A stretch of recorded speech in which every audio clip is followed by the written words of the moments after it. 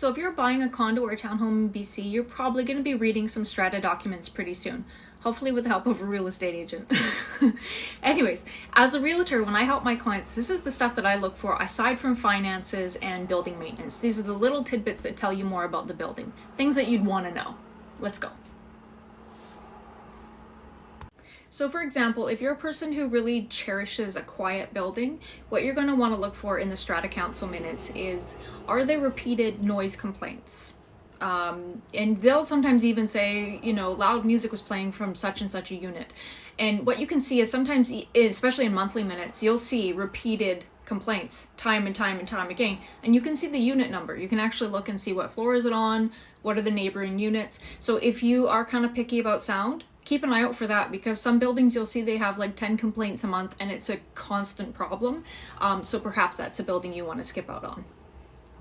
Another thing I like to look for financially is in the minutes, I like to see if there is a large percentage of owners who are not paying their strata fees. So some buildings you might have one person who's kind of behind or in arrears on their strata fees, but sometimes you'll have buildings where there's like 6 people at a certain time that are not paying their strata fees. So it's a good indication of what kind of people you have that are owning in that building, and if they're keeping up to date on their actual monthly payments to contribute to the building costs, which is nice. You want a good track record of that.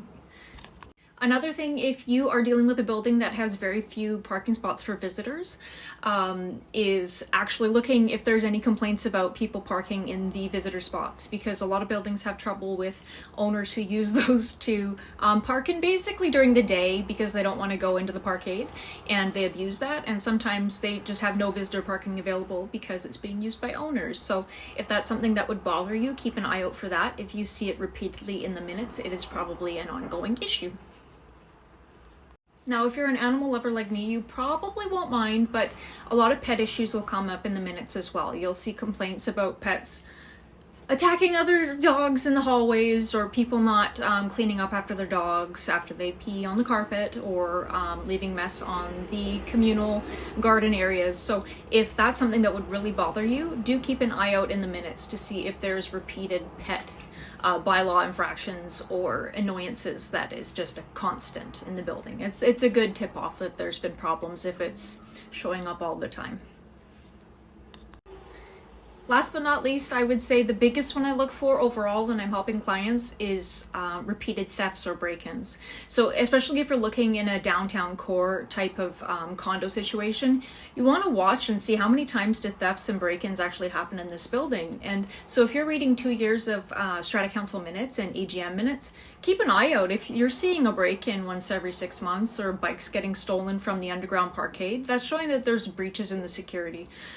It's very common, but it's really what I'm looking for is how proactive is the Strata Council in sealing up those little spots that theft is happening in, or are they installing security cameras to improve the security where it needs to be done.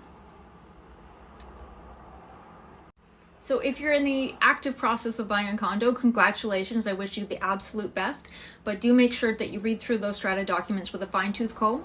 Ultimately, even though your realtor will probably help you out with it, it's your responsibility to satisfy yourself with those. So just be very careful and take the time. I know it's boring, but it's so worth it, and you'll find a really amazing building if you stick with it and do your strong due diligence.